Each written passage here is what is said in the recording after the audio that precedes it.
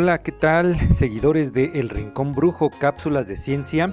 Es un gusto que me acompañes en esta nueva cápsula de ciencia de nuestro canal. Y como podrás observar, en esta ocasión te voy a platicar acerca del tema de la estructura interna de la Tierra. Vamos a analizar cuáles son las capas que conforman a la Tierra, de qué está formada cada una de ellas y, muy importante también, qué importancia tienen para el mantenimiento de la vida en este planeta. Entonces, pues comencemos con nuestra información.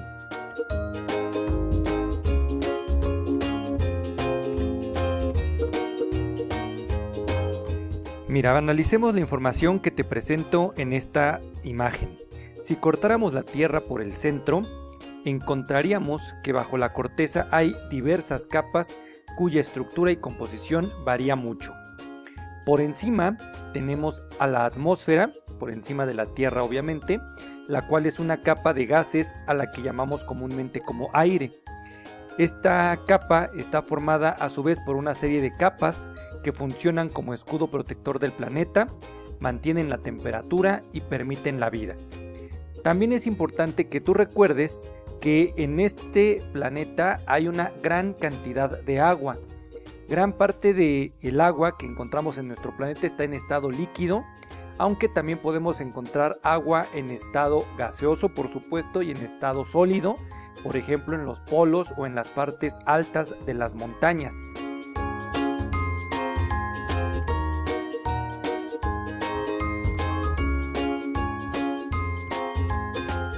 Mira, si cortáramos a la Tierra por la mitad, como cuando cortas, por ejemplo, una naranja, y la observas por dentro para ver cómo está formada, encontraríamos algo más o menos parecido al esquema que te estoy presentando en este momento.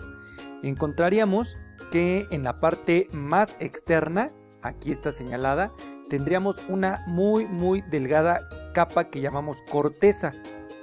Debajo de esa capa, de esa corteza, viene una capa mucho más gruesa, que está aquí marcada, te la estoy señalando, que es precisamente el manto, y debajo del manto viene otra capa que conocemos como el núcleo. Vamos a analizar más adelante que estas capas a su vez también están subdivididas en otras, pero esta es la estructura general: corteza, manto y núcleo.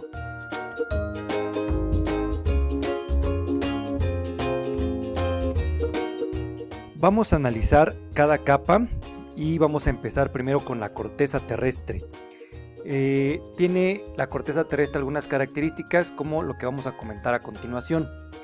La corteza terrestre es una capa extremadamente delgada, está formada de rocas y conforma la parte más externa, la capa exterior del planeta. En términos relativos, su grosor podría equivaler al grosor de la piel de una manzana. Y en esta corteza vamos a poder encontrar todas las estructuras terrestres que son conocidas por el ser humano, como por ejemplo, ahí te menciono algunas: montañas, cordilleras, pliegues, fallas geológicas, cavernas, grutas, etc.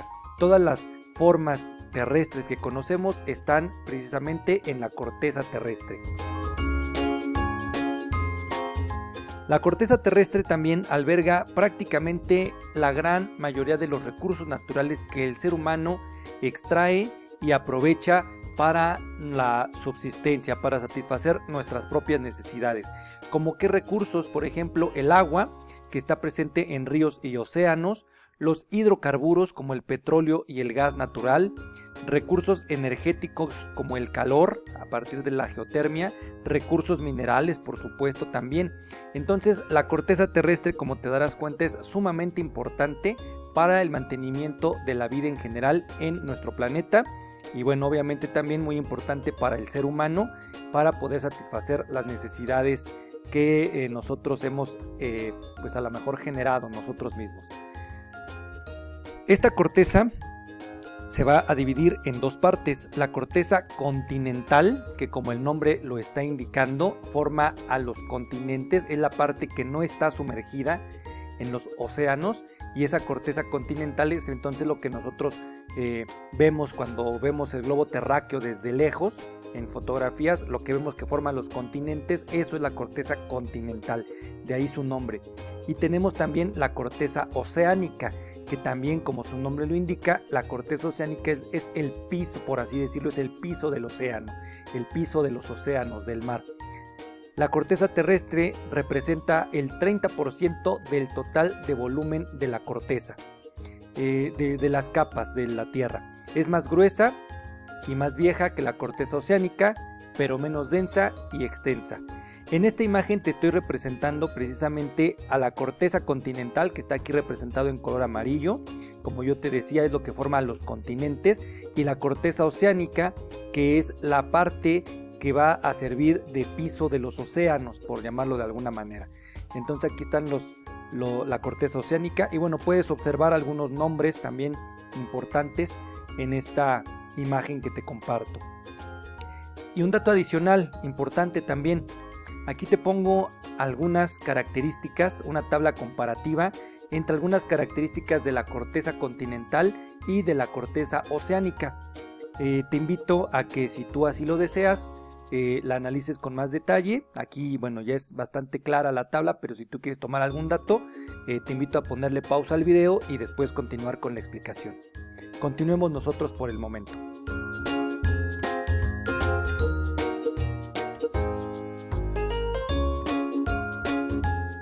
La segunda capa es el manto terrestre. Recuerda que el manto está por debajo de la corteza. Entonces, analicemos algunas de sus características. El manto es la capa de roca sólida y caliente más gruesa de la Tierra. De las tres capas, el manto es la más gruesa. Constituye la mayor parte del planeta, por obvias razones que te acabo de comentar, representando 2/3 de su masa y el 84% del volumen de la Tierra. Tiene aproximadamente 2.900 kilómetros de espesor. Además, es donde ocurren los denominados procesos convectivos, que permiten que se genere toda la dinámica externa del planeta y el movimiento de las placas tectónicas. Enseguida te voy a hablar un poco más de estos movimientos convectivos. Teóricamente, el manto se divide en dos capas principales, el manto superior y el manto inferior. Sin embargo, también en la actualidad se sabe que entre ambas capas existe una zona de transición que también tiene un nombre, y esta zona de transición es debido a posibles procesos de fusión parcial. Mira, en este esquema te estoy representando la corteza terrestre primero, fíjate, muy delgadita la corteza oceánica, luego la corteza continental más gruesa en los lugares en donde están las altas montañas. La línea que divide a la corteza, esta pequeña línea que divide a la corteza del manto superior, se llama discontinuidad de Mohorovicic. Aquí está el nombre, por si no me entendiste, Mohorovicic. Después, también hay una línea que divide el manto superior del manto inferior. Esta línea se llama discontinuidad de Repeti. Y como puedes observar, debajo del manto inferior, donde ya se va a unir con el núcleo externo, viene otra discontinuidad que se llama la discontinuidad de Weichert-Gutenberg. Aquí lo puedes observar también. Bueno, continuamos. Aquí te pongo una imagen en donde se puede apreciar la corteza, el manto superior muy delgado, una zona de transición, el manto inferior, otra zona de transición que vamos a comentar enseguida, núcleo externo, la parte que está en color amarillo, y núcleo interno, la esfera aquí en color gris, para que tengas un poco más de claridad en lo que estamos platicando. El manto superior se extiende desde la corteza terrestre hasta una profundidad aproximada de 410 kilómetros. En su mayoría es roca sólida, pero cuenta con regiones más maleables que contribuyen a la actividad tectónica. Dentro del manto superior se reconocen dos capas distintas en el interior de la Tierra, la litosfera y la astenosfera, de los cuales también vamos a comentar en un momento más. Hay una zona de transición. La zona de transición del manto se extiende desde aproximadamente 410 kilómetros hasta 660 kilómetros debajo de la superficie de la Tierra. Aquí las rocas no se derriten ni se desintegran, sino que se vuelven mucho más densas. De esta forma, la zona de transición impide el intercambio de material entre el manto superior y el manto inferior y evita que las capas de la litosfera caigan más profundo en el manto. Quiero aprovechar para mostrarte aquí esta imagen. Mira, aquí se ve la corteza sumamente delgada en esta imagen. Luego viene aquí el manto superior, que es esta capa, digámoslo así, relativamente delgada. Y el manto inferior, que es esta capa muy gruesa que te estoy señalando en este momento. Si te das cuenta, aquí se nota como por la gran temperatura a la que se encuentran estas capas, los materiales suben y al chocar con el manto superior se empiezan a dividir, digamos, se empiezan a separar. Estas al momento de separarse se van a volver a enfriar, van a volver a descender, se vuelven a calentar, vuelven a subir y entonces se está repitiendo este ciclo n cantidad de veces. Esto es los procesos convectivos que te mencionaba hace un momento en otra imagen.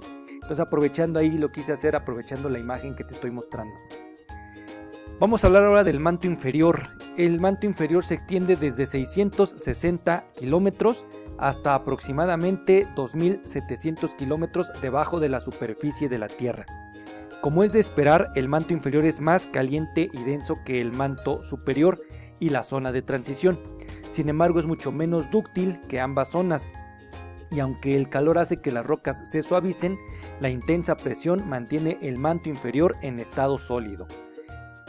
Y una característica final que te comparto, la zona de transición debajo del manto inferior. Debajo del manto inferior se encuentra una región estrecha llamada D'. Es un límite casi tan fino como una cuchilla en algunas regiones y en otras es muy gruesa. Esta capa acumula hierro y silicatos. Los geólogos y sismólogos han detectado áreas de gran derretimiento en esta región. En la base del manto, a unos 2900 kilómetros por debajo de la superficie, se encuentra el límite núcleo-manto. Este punto, llamado discontinuidad de Gutenberg, marca el final del manto y el comienzo del núcleo externo líquido de la Tierra. Bueno, pues vamos a dejar esta cápsula hasta aquí, hasta el manto. En la siguiente cápsula te voy a hablar de las características del núcleo. Veremos en conjunto todas las capas y sus discontinuidades y hablaremos un poco acerca de la dinámica de la litosfera. Así que te invito a ver la segunda parte de esta cápsula.